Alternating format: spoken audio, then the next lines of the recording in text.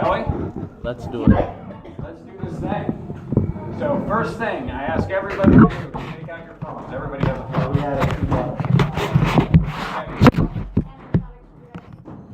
I don't know if sonic screwdrivers have a memo for that. Or the internet. And key in galacticjourney.org.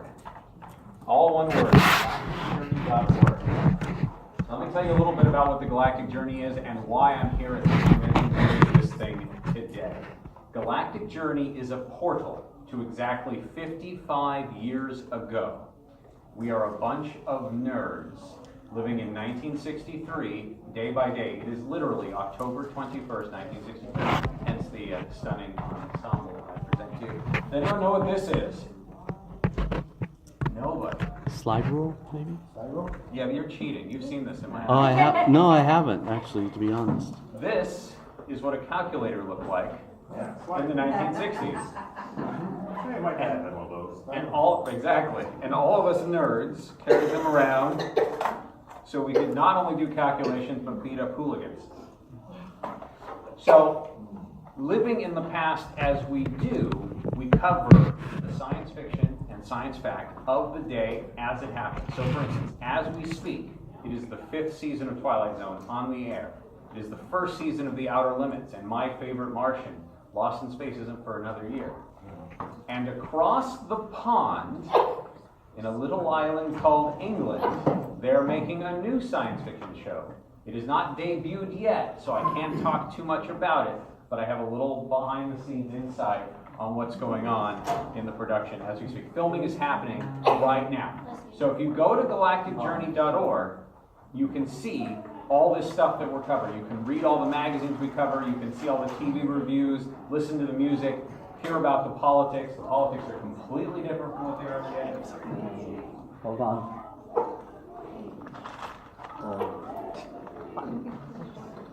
So as you know, 1963 is a very important year if you're into Doctor Who, because that's when Doctor Who came out. But what's really interesting, people ask me, and by the way, let me tell you real quick, the way this panel is going to work at this, I'm going to talk at you for like 10 minutes to set the stage for what 1963 is like, because most of us don't remember it the first time around. Come on and don't be shy.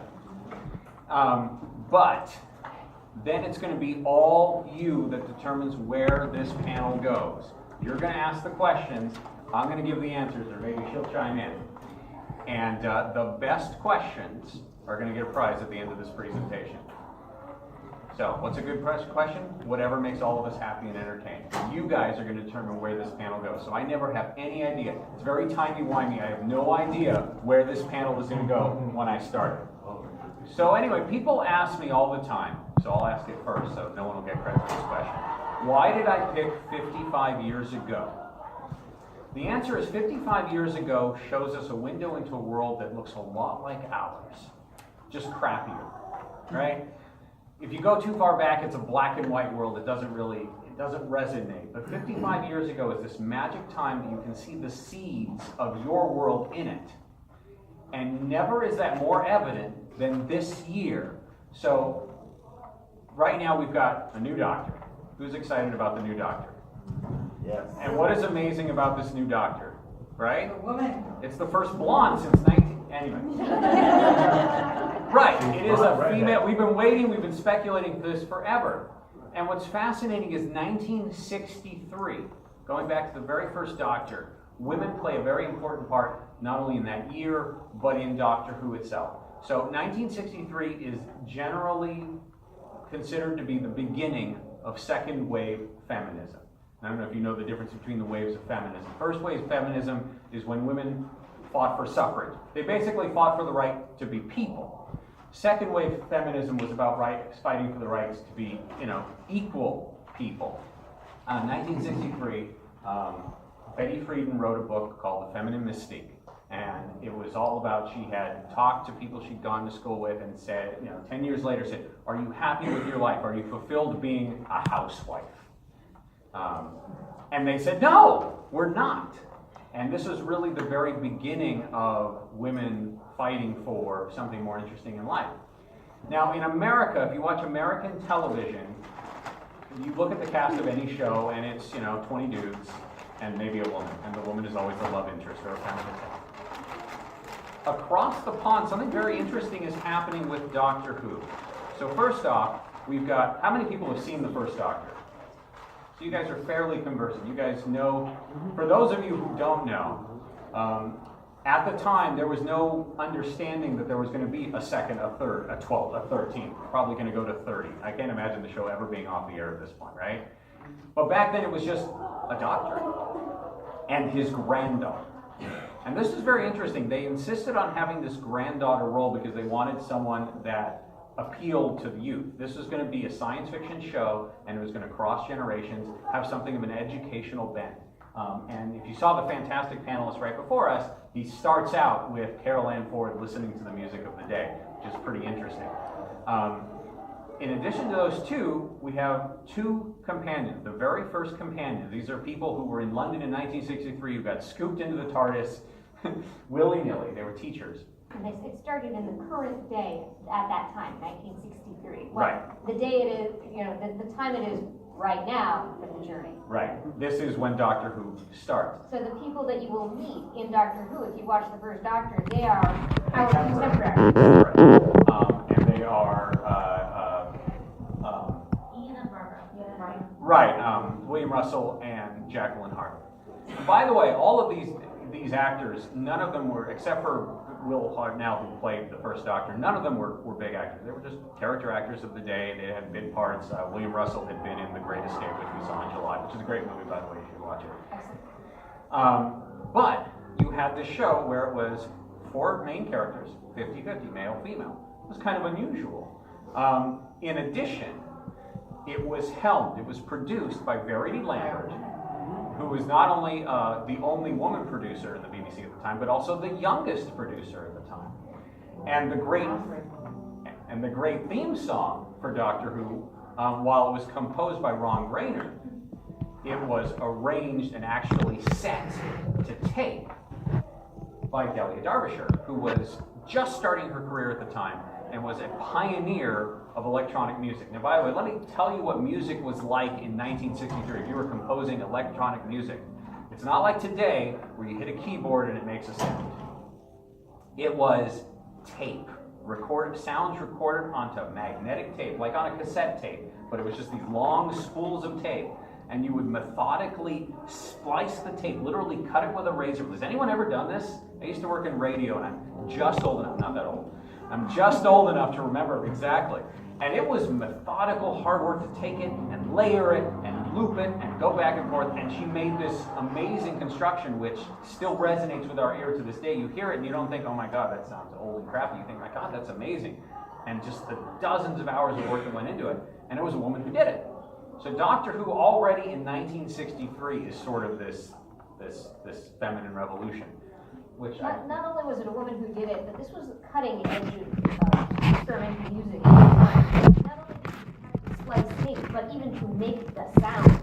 Like you said, you didn't have a keyboard, at least not a piano keyboard. You had to use computers to get them to produce the kinds of sounds you wanted. I mean, it was not at all an exact science. It was something that was just being created. They weren't just making music, they were creating the instruments to make the music.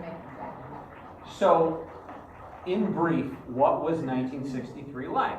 You guys have probably read books and stuff like that, and some of you have lived through it. But 1963 is a very interesting time.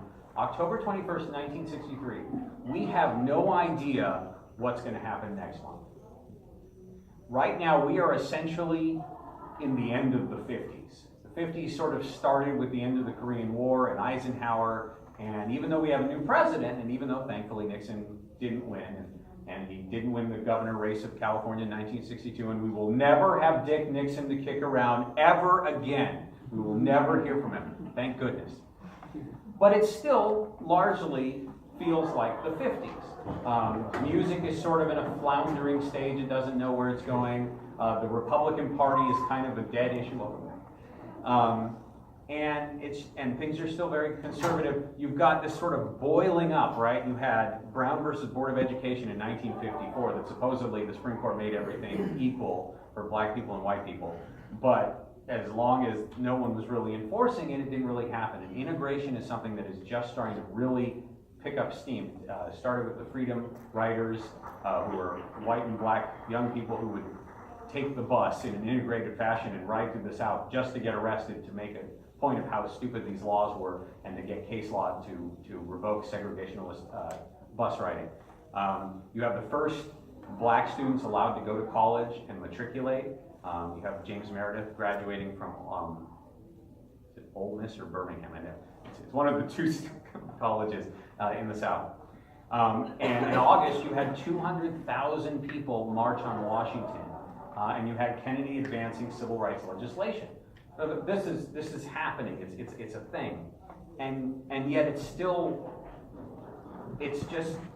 just starting to change. The big thing that happened last month was the bombing of the church in Birmingham, in which 4 young girls were killed, 22 were wounded, and that sort of woke everybody up and said, all right, it's time to start changing things. And it was not overnight, but it was the first time it was in the newspapers everywhere, and people were saying, okay, it's time to fix our country.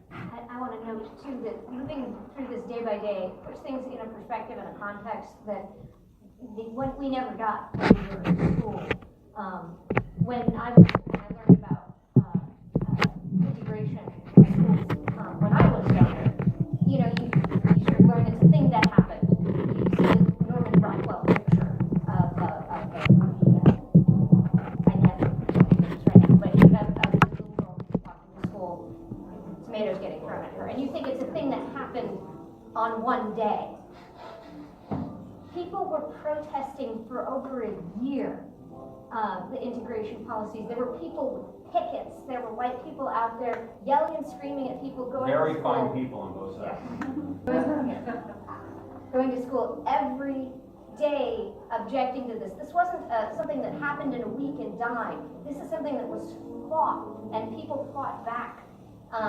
55 years ago today, 200,000 students walked out of the Chicago school system.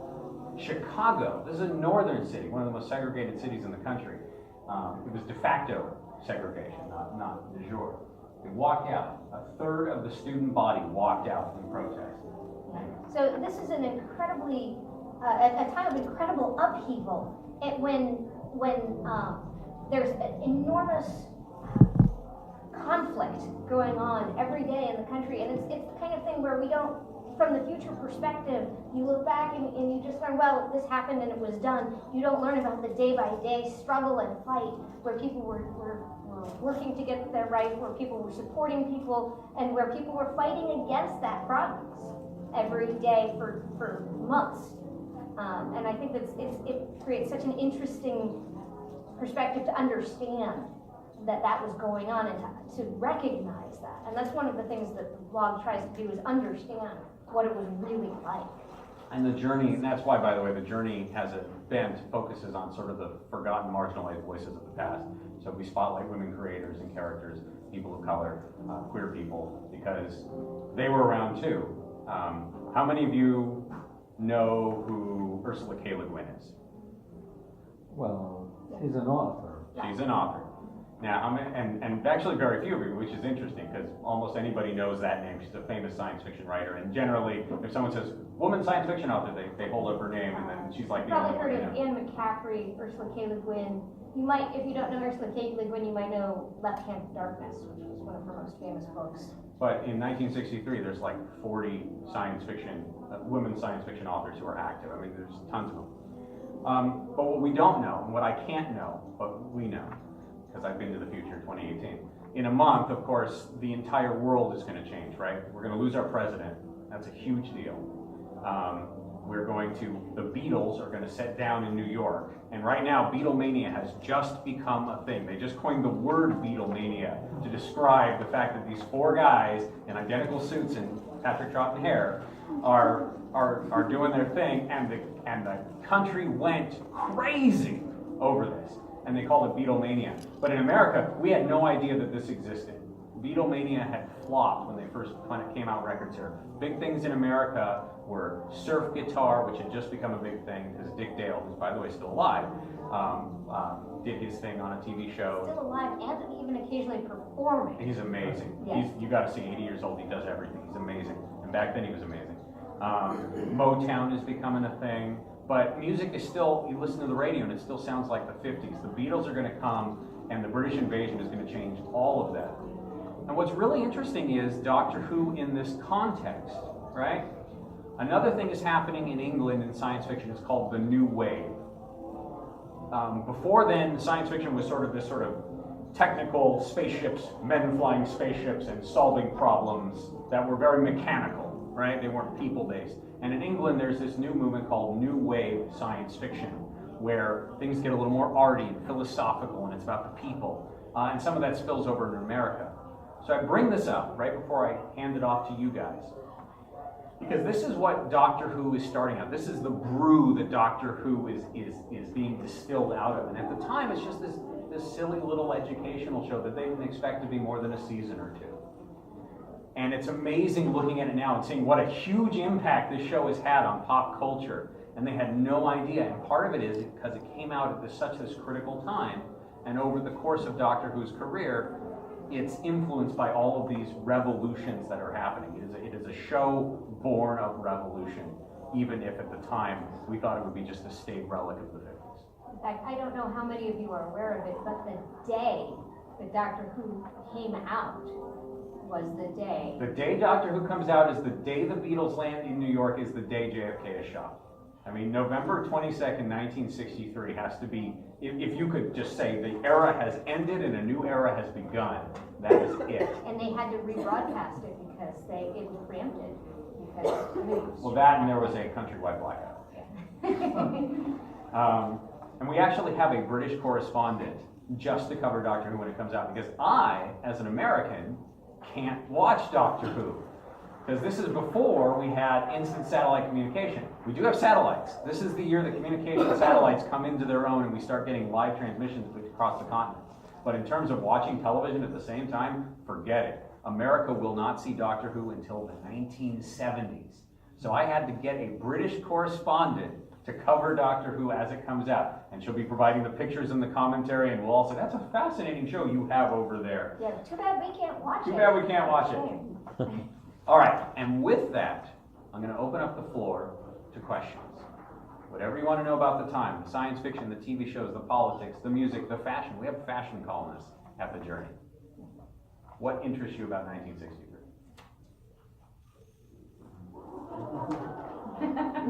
Everybody's trying Yeah, to... in order to do time travel calculations, you need spherical coordinates. So my question is, and you really do need a slide rule just in case, because it's 1963 and just in case your power goes down, right? The computer croaks.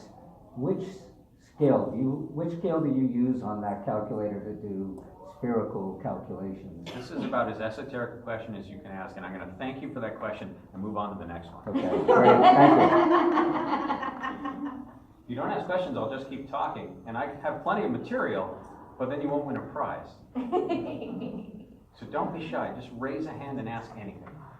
In 1963, I was a year old, but when they finally got to watch it here in the States, my brother got into it first, and he dragged me into it. My sisters never wanted to watch it. When it rebooted, they were, why didn't you make us watch this? What amazed me was, it was so cheesy. In the early Doctor Who,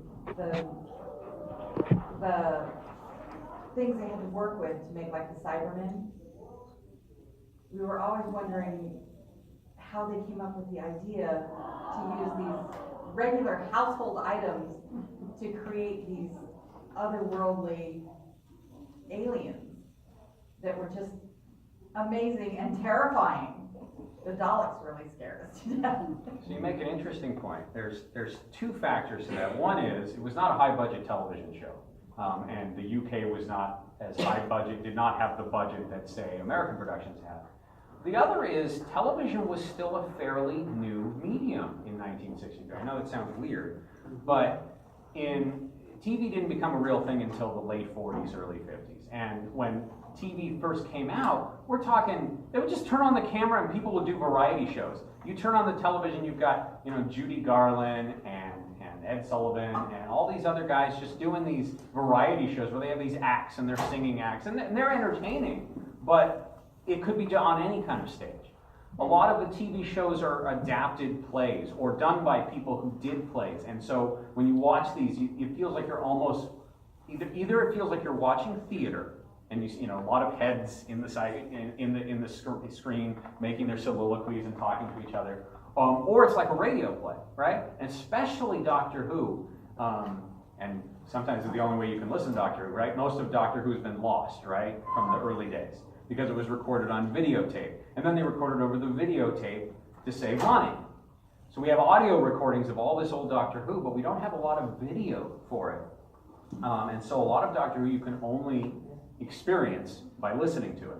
And that is actually okay, because in the 60s, TV had not evolved that far from radio dramas.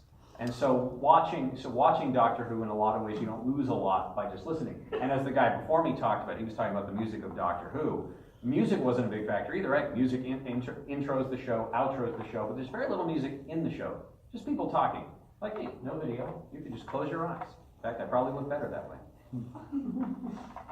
Yes. A lot of the props You're were so. After seeing the Daleks, the toilet plungers scared me. Well, the toilet plungers were based on Dalek grippers. But how did they get the idea to use these basic household items? You take I know whatever they, you I know get. they did the music. They had to create it from scratch. But Did you ever watch the original Star Trek? foil on the Cybermen and the. So to skip ahead, have you ever watched the original Star Trek? Right, now I won't be covering that for 3 years, but let me tell you, I'm going to be very excited in 3 years. And then I can cover it, and the British people again be like, what's this show you're talking about? It's great. It's like Doctor Who, but better. Don't say that here. I mean, it's like Doctor Who, but over here. So when Star Trek starts, and by the way, this is the same in the Twilight Zone, Outer Limits, all these shows where they have to be creative in a week. Yeah, with a shoestring. Star Trek's medical tools were Nouveau Art Deco salt shakers. At one point, they canceled the sound of people's heartbeats using a microphone. I mean, they used all these. They used Windex squirt bottles at one point. You know the sliding doors in the original Star Trek? There were people who slid them open. They would stand at either side. When somebody walked up, they'd go. They'd pull them open and slide them closed again. It was mostly analog, mostly manual, because that was the world they lived in. And he showed you the slide rule that people used. That is what people used. You see the calculators in that movie that came out recently. The women who did all the calculations. And what was so bizarre in that movie is you never see people with slide rules, but that's what people were using then. Hidden figures is what she's talking Hidden about. figures. It was not a digital world. And so people couldn't just get futuristic looking circuit boards, or they couldn't use computers to create effects. Everything was created with what they had, and if they didn't have the money to have somebody come and paint something amazing or build something amazing, they had to go down to the hardware store and say, what looks scary? Oh, well, these toilet plungers are pretty cheap, they're like, 10 cents each or whatever. Let's buy a bunch of them. 10 pence each, let's buy them and stick them on this trash can or whatever and roll it along and see what we can do with it. Let's be creative and put it together and see what we can do. I want to talk about science fiction because we talk about it, and this goes to your point. They pulled stuff off the shelf to make this show work, right? That's not just, and on the other hand, they completely create something new with the music. One thing they had a great tradition to draw from was the writing. So Doctor Who comes out in '63. science fiction has been around as a literary genre for 40 years at this point, and it's in full flower. It's already gone through 2 generations in America, 3 generations in England if you count H.G. Wells, and I hope you do. And so one of the things that the Journey we cover is all the science fiction magazines and books as they come out. And so what's interesting, if you're a big science fiction fan and you watch Doctor Who, is Doctor Who actually seems positively primitive, right, in its plot lines, because they're using stuff that science fiction fans have seen for tons of years. You know, the robots, the Cybermen in Doctor Who could very well have been from like the 1920s Metropolis, right? And so these storylines that you see in Doctor Who, what's nice about it is the writers can go, I have 40 years of material to just draw stuff from. And so it was very familiar to the public and very easy to get it. And it's just interesting that way. On television, you are not going to see the most advanced science fiction stories. You're actually going to see the plot lines that have been around for decades and decades. In large part because science fiction writers aren't writing TV. Well, and to some degree, we saw this in Twilight Zone, which we've covered for the past several years. The blog actually won a Sterling Award 2 years ago. Yeah, Rod Serling's foundation gave me an award. It's cool. The Twilight Zone, while they did a lot of groundbreaking things in television and was a fantastic show in many, many ways, there were definitely some storylines that following the science fiction short stories that came out in the magazines every month for the 1950s and 1960s, you start to see where the seeds of where these came from. And it's the same with Doctor Who. The seeds have already been planted, and now they're gathering the fruit. And remember, too, Doctor Who was aimed initially at a younger audience. Right. So the stories have to be less sophisticated. Right. How many of you seen Hugh Jackman in Steel? Real Steel. How many of you saw John Carpenter's They Live? How many of you What was the name? They Live. They Live, the movie about the aliens. How many of you seen John Carpenter's The Thing? Minority Report, Philip K. Dick's Minority Report, Blade Runner, either of them, right? All of these stories came out in the 50s and 60s. I just read the story that They Live was based on. 25 years after it was written, it came to full flower and became a movie. He didn't even know that it was that story until he started reading it. He reads the science fiction stories so he can write about them for the blog. He opens up his magazine, starts reading it, and he's like, I know this story. I've seen this movie, which came out in the 80s. And that's what's so fascinating about going and living in 1963 and reading these stories and watching these shows, is because you see the genesis of so much that happens today. I mean, now we've got a Lost in Space remake. I mean, we had a movie and now we've got a show. I don't know if it's any good, right? The show or the movie? Yes. You tell me which one. I don't know, I've never seen the show. The movie is okay. The movie was okay. All right, well, I had Joey, right, from Friends. And I want to say, too, for anybody who just came in who might not have heard, we are open to questions. So if you have a question about 1963 and what life was like, raise your hand. But it has to be a good question, otherwise you don't get a prize. But you get a prize No, if it's but good. you probably won't be able to answer it. It's that good. Can you tell me the rationale behind the choice of the time slot of the first Doctor Who and, let's say, season 1? In other words, on BBC America, they assigned it a time slot. In other words, it would. 1963, there is no BBC America. Well, they had to broadcast it from 5 to 5:30 or 5:20 or something like that. I So- know why Can they you- chose that time slot. Yeah, sorry, BBC America. I mean, BBC. Why did they choose the I will particular know the time? answer. So I have actually seen all of the first whatever seasons of Doctor Who, but I don't have the answer to that question because right now I'm in October 1963. They chose the time slot because they wanted to be kid friendly. Right. Say that again? They were trying to focus on the children.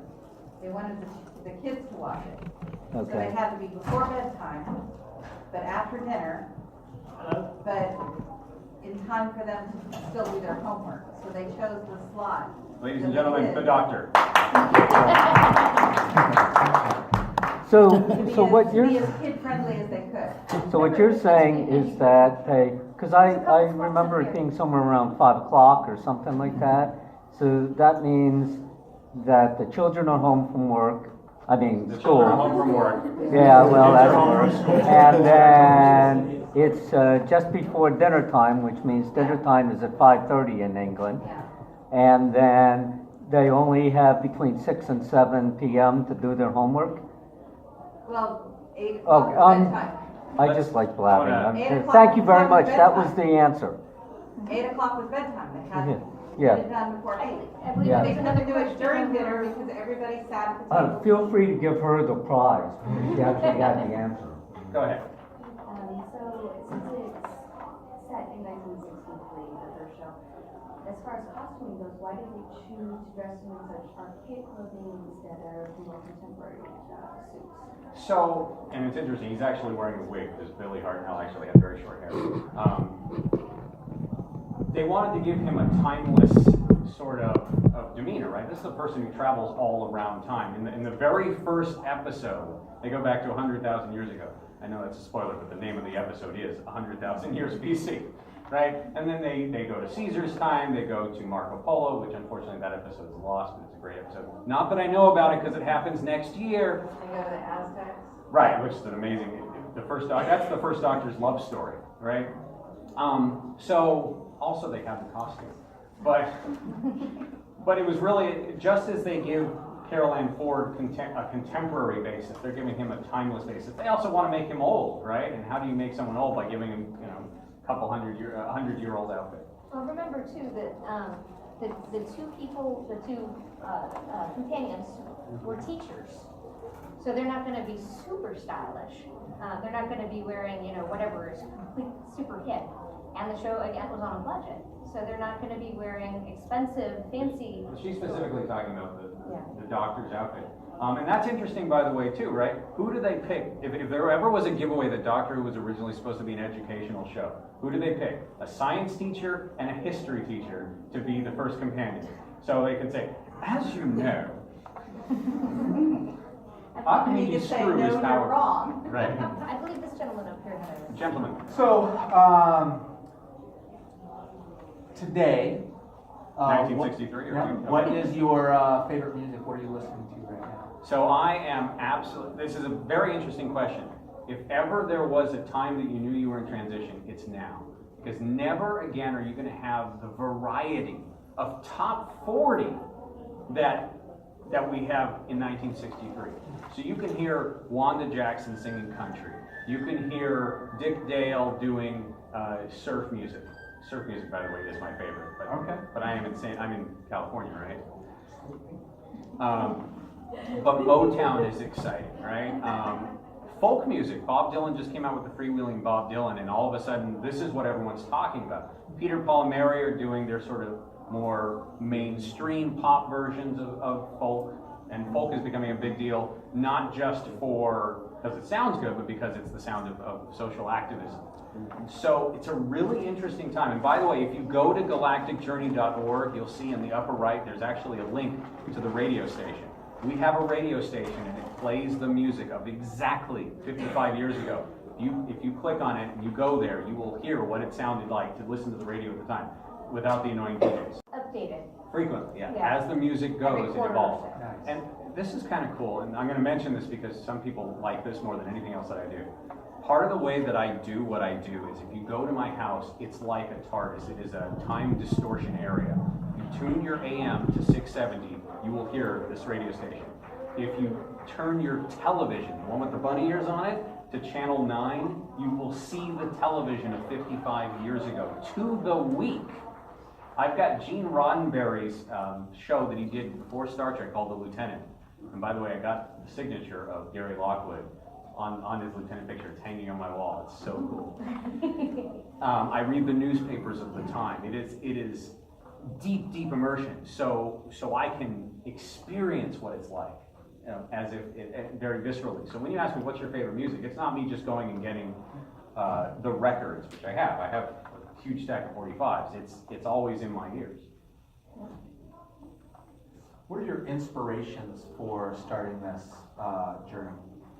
So, as I mentioned at the beginning of the panel, The reason why I picked 55 years ago is because it's a great mirror to our time.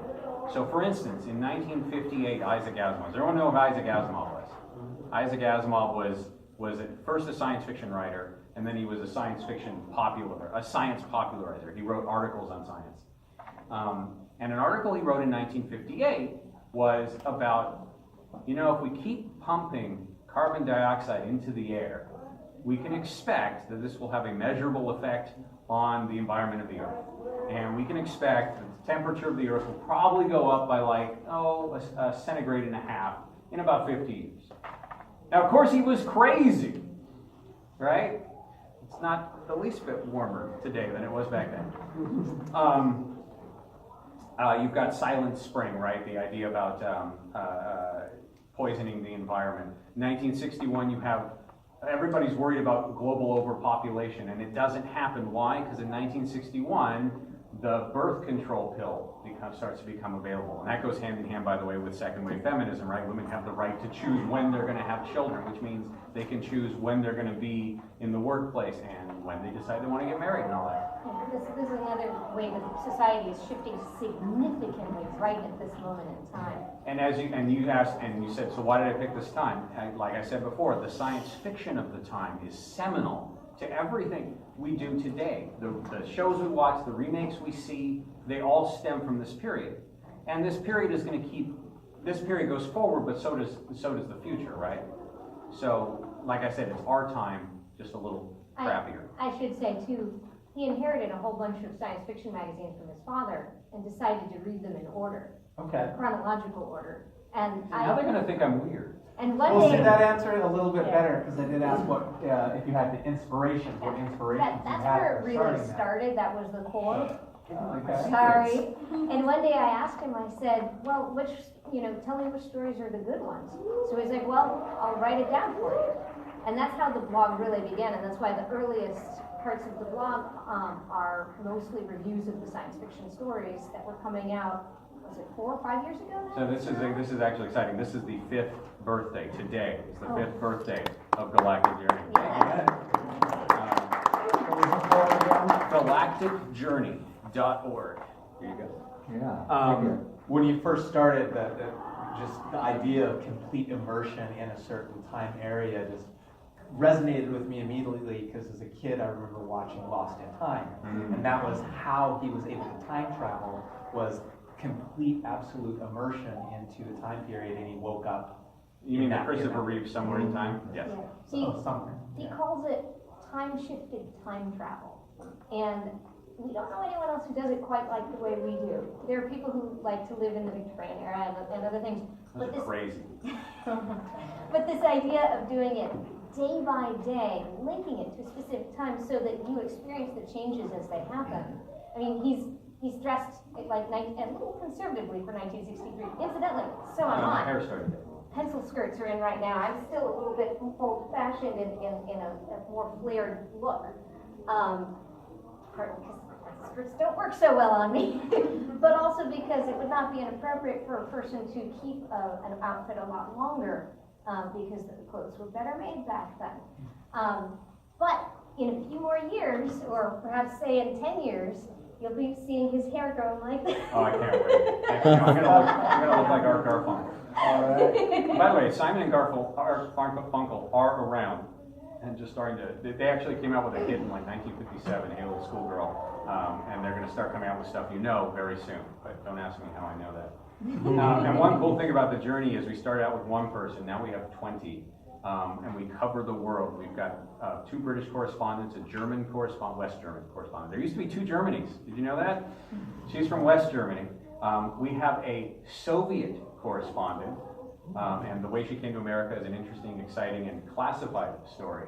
But she talks about Soviet science fiction, which is interesting in itself. So we have a neat global perspective. All right, next question. You, sir. The show about the good book, some tried to make the show appealing to the young kid, so it could be in that time slot.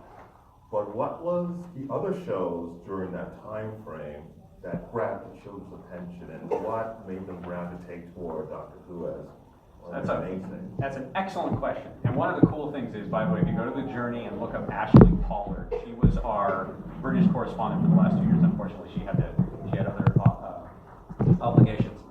And she talks about the shows of the day. Do you guys know the Thunderbirds? Right? Jerry Anderson and I can't remember his wife's name, and she's just as important as he is, and she's always forgotten. Thanks for coming. Jerry Anderson, before that show, came out with a show in 1960 called Supercar. Any of you seen Supercar? So it's about Mike Mercury, probably Canadian, but he sounds American, who flies this car that can go into the sky, it can go under the water. You know, because the theme tells you. And I mean, because that was back when they did this sing with the qualities of the item. And he had a young boy and a chimp sidekick and a couple of scientists, and he would stop crime around the world and do all sorts of great adventures in his supercar. To clarify, this was a puppet-based show. This was not an acted show like Thunderbirds. This was a puppet show. It was called Marionation, and everybody walked around like this. They eventually stopped showing them from the waist down because it just looked so fake when they were walking around. But it was a cool show, and they had these voice actors doing these great voices. And it was a science fiction show. Right. And that show came across the pond the next year to be shown in reruns. And then the next show that he came up with was Fireball XL5. Have you guys seen that? It's got a great swinging theme. So that is actually a space show that stars there's a robot helmsman, and there's the strapping captain with the butt chin, and his associate Venus, who has a French accent, and the guy who has a Texas accent, but he was a professor in Supercar. And again, this and it's all puppets. It's all puppets. There's Armchair Theater, which is a British anthology show. They have science fiction anthology shows. By the way, we don't have this very much today, although Black Mirror, who watches Black Mirror? Oh, yeah. All right, so Black Mirror is actually kind of like that. Back in the 50s and early 60s, anthology shows were everywhere. We look at Twilight Zone, we think, oh, it's this pioneer, and it was in terms of how good it was and how consistent the quality was. Not that it's always great, but for general level, it's high. But there were so many anthology shows back then. Roald Dahl, the guy who did James and the Giant Peach, narrated one. Boris Karloff narrated one. Outer Limits is an anthology show, and England also has these anthology shows. So the UK was ripe for another science fiction show. And you asked what drew children to Doctor Who specifically. Keep in mind that growing up, that these, the people who would have just watched Supercar and Fireball XL5, these are science fiction shows aimed at young children that will now be just old enough to appreciate Doctor Who. So it didn't come out of nowhere. The pump was actually pretty well primed from what had come before. The air that was being breathed on television was anthology shows, but it was science fiction-based anthology shows. The head of programming at BBC, who had just come in, wanted to do science fiction. So that's a big reason why we ended up with a science fiction show. Excellent question. Next question. Someone else who's not you. I love you, but I want to give everyone a chance at a prize. There are prizes. Go ahead, guys, and go. Like there's prizes? Yes, there are prizes for the best questions. Multiple prizes. Yep. Something about the time you want to know. Something about the music, the politics. The ever-present threat of nuclear war. How do you think 1960s politics influences Doctor Who's storyline? They don't, for the most part, for a while. Doctor Who tries to stay above the fray for a long time. And I can't go into this too much because it's beyond my time frame, but I will say, having seen all this stuff and knowing where it goes, by the late 60s, you've got, Doctor Who definitely takes a liberal bent. There's definitely commentary on social and racial strife. There is some mocking of the military, and especially once the Brigadier starts out as a great character and then eventually sort of gets played up as a buffoon, which really is sad. But at the beginning, Doctor Who is supposed to be this educational time travel show. So there are some things they spotlight as bad. They show Robespierre's terror. They show the chaos of Julius Caesar's time. They show these things and hold that as a mirror to our time. But in terms of this being sort of a crusading show, not so much. Not then. One thing I will bring up though, and you guys may find this of interest, I brought this up at Worldcon. In 1963, there's a big movement happening. That's a very big movement from what happened before. So in 1933, America got tired of our economy going, because it had just gone into the toilet with the Great Depression. And so they brought in a guy named Franklin Delano Roosevelt to be our president. And FDR probably could have been crowned king if we wanted him to, and if he lasted, because he got an unprecedented 4 terms as president. And he was succeeded by Harry Truman for 2 terms, who was also a Democrat. Congress was dominated by Democrats. When a Republican president became president in 1953, Eisenhower was as centrist a president as you get. Today we would consider him an Obama Democrat. And then Kennedy becomes president, and Kennedy is a liberal. And then Kennedy, of course, is going to go, and then Johnson's going to be president. So right now, politics is, in 2018, we think of politics as being Republican dominated. Back then, it was Democratic dominated, to the point where people thought the Republican Party was dead. They thought, well, you know, there's some socially liberal, fiscally conservative people in the Northeast, like Rockefeller. And you've got like Nixon, who failed miserably. So where's the Republican Party? And the answer is, in 1963, the Republican Party hitched their star to a fire-eating nativist, America Firstist, named Barry Goldwater. Any of you know who Barry Goldwater is? Yeah. A few of you. Barry Goldwater wrote an essay in 1962, which I read, and he talked about the values that America needs to return to. America first, stop being the world's policeman, but also just very sort of nationalist, jingoist, conservative, socially conservative, everything conservative. And if you read his message, and by the way, Barry Goldwater then became basically anointed the front runner. He went in 64, lost miserably, and just became a senator from Arizona for the rest of his life. But he molded the Republican Party in his image. And people look at Donald Trump today, whether you support him or don't support him. Donald Trump's policies did not come out of nowhere. You can draw a straight line from Barry Goldwater to Richard Nixon to Ronald Reagan to George W. Bush II. And the first. To Donald. Well, George Bush Sr. was more of the last stand. I mean, he has somewhat Reaganist. He's more like Eisenhower. He was the last stand of the more moderate, old-style conservatism. But Donald Trump is a direct result of Barry Goldwater. It started in Barry Goldwater. If you read Barry Goldwater from 1963, you might either support it amazingly, or if you don't like Donald Trump, then you'll be like, oh my God. But it's an interest, and this goes back to the 55 years ago, is that our politics today are rooted so strongly 55 years ago. Almost every Congress male or whatever at that time in Congress was from the South. Most of the Democrats were in the South, and then some in the North and California and places like that, but almost everywhere else was Republican. It was all the South. The main reason why the Republicans dominate today, I can go off on this, my rant and rave, but ask yourself how many Congress people are in the Democratic Party in the South. Right. Now, and it was all because of Martin Luther King. The Republicans just decided that they were going to support Wallace and everybody, and then the Democrats suddenly said, oh, let's go be liberal and give people rights, whether they're women or not, and stuff like that. And then they lost the entire South, and they never reclaimed it. And they never really had a way of reclaiming, Montana and North Dakota and everything. Do you want me to continue? No, I think we should probably Let's get wrap some more up questions. soon. More time is Actually, it is 2:50, so technically we have I to want wrap one up more soon. question. You go ahead. I also wanted to say something else, but let's go ahead with another question. All right. Go. So this Did is, you have a question?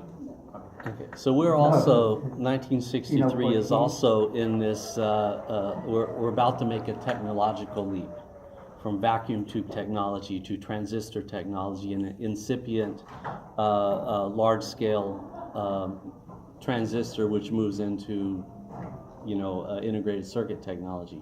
How is that driving what's happening culturally from, in the world really, because these are world technologies? So how is that happening with, we've got the space race and all that stuff that is driving this technology.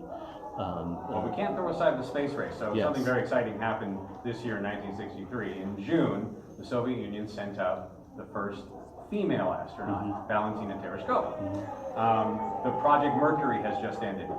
The last people who will sail into space alone, and last Americans will sail into space alone, that project is done. We're now setting our sights on the moon. Other places we're seeing transistorized technology. For instance, planes can now see when it's cloudy, right? Planes can now, they have automated landing systems so you can actually see. And in 1963, I gotta tell you, right now in 2018, plane travel is like the safest you can possibly be, right? In 1963, every single week, sometimes every single day, you were hearing about some plane that crashed and there was fog, or they crashed into each other, or whatever. Dozens of people were dying all the time. And it was still statistically pretty safe compared to driving, right? But still, compared to today, oh my gosh, it was crazy. Transistors make everything possible in terms of computing. Computing power is about to have a revolution. The microchip is about to be invented, which allows you to make all sorts of interesting discrete technology. Remember, back then, this is the state of the art of computers. In 12 years, no one will have one of these. And it'll be like night and day. The first electronic calculator will come out, and this will be gone. Musically, it becomes much easier to compose music electronically. I'll show you. I see people eyeing this later. It's called a How many slip stick. scales does it have? A bunch. Yeah, okay, so you can do the spherical coordinates. So in terms of music, instead of needing a computer the size of this room, or making discrete circuits just to make some particular oscillating sound, now you can just have you just have a computer that's like on a desk, and it's designed to be a synthesizer, and you can make music. So the transistor is amazing. It'll be all at once and nothing first. And we actually have one of our writers, Ida Moya, covers technology of the day as it comes out. She did a great series on Woomera, which is a tracking station in Australia. Whereupon we got a bunch of people from Australia going, oh my gosh, people know about this. All right, so prize awarding time. You, sir, for sure. You, sir, for sure. Unfortunately, she left. You really should give this young lady a prize I have a over list there of videos. because she knew about the children. And she brought the police box. One more. You pick the last one. The person who asked about costuming, I think, where did she go? She had the lead. Oh, okay. I think this gentleman right here, did you pick him I already? picked him already. Okay. Then, One more prize. let's see, got, Oh, by the way, at that point, they were going from 1960 trials to politics and how they influenced the storylines. All right. So ladies and gentlemen, thank you very much for coming. This is just my presentation here. The journey's gone on for 5 years. It'll probably go on for another 20. So please follow along. Feel free to comment it, and join. It's almost like a 1963 LARP. Sorry, what's your website? So it is galacticjourney.org. ORG, galacticjourney.org. He's got a card. Come and get one if you want it. He'll hand out prizes to those. You get a card. Yeah, everybody who wants a card can come get a card. Now you have another one. You're a friend. I wanted to say one last thing while we wrap up here. We had talked about TV, and I think this is relevant to being a doctor. We talked about TV. We talked about science fiction in the UK and in the United States. There is another place where a very interesting television show just came out. Speaking of new things, how many of you have ever heard of Mighty Atom? Have you ever seen the original? Yes. Awesome. That show just came out, not only in Japan, but they showed the first episode at this year's Worldcon. which in the United States in 1963, at the end of August, they showed, before it came out technically, before it was shown on United States TV, they showed the first episode of Mighty Atom, Tetsuan Atom, at the convention, at the Worldcon Science Fiction Convention, where they award the Hugos. This was the first anime. So if anybody in this room watches anime, whether it's Ghibli or Sailor Moon or whatever, that is the first Japanese anime science fiction show. 1963 is the first year for anime in Japan as well as America, and it's about to explode, and we are covering it at the Journey, by the way. It became Astro Boy when it came out here. Go ahead. Are you excited for the new computer technology that will come in the Well, as you know, if I want to use a computer right now, I have to go to some government installation or a fuddy-duddy school, right? And I have to buy time, and then I have to punch cards, and I have to hand it to someone who will sneer at me before he breaks them. Stack of punch cards. And I would love to have my own computer, but you know what I'd really love to do, and I will leave you with this, and we have an article on it. At MIT, they have invented the very first computer game, and it's called Space Wars. These people who should be doing their jobs instead made a computer game where you can fly a little rocket ship and shoot at others, and it's got a little sun in the middle with gravity. It's the coolest thing. And if you go to my website and you look up Space Wars, there's a link where you can actually play this game. Yeah, the first computer game.